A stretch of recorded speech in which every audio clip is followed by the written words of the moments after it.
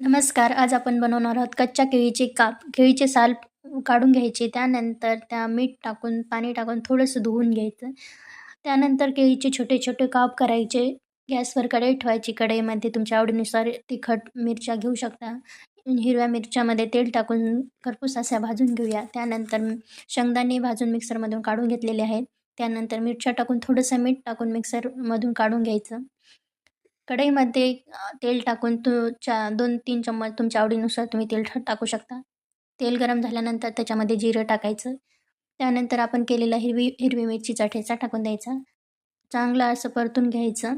त्यानंतर आपण केलेले छोटे-छोटे काप त्यामध्ये टाकून द्यायचे. 2-3 मिनिटं परतून घ्यायचं आणि हे तुम्ही उपवासासाठी सुद्धा खाऊ शकता. फक्त मीठ स्किप करा आणि उपवासाचे मीठ टाका. 2-3 मिनिटानंतर परतून घ्यायचं आणि त्यामध्ये झाकण ठेवून 4-5 मिनिटे वाफवून घ्यायची. त्यानंतर शेंगदाणे टाकायचे. शेंगदाणे आधी टाकले असले तर चिटकत होते. त्यानंतर शेंगदाणे टाकून 2-3 मिनिटं वाफवून घेऊन तयार आहेत आपले केळी.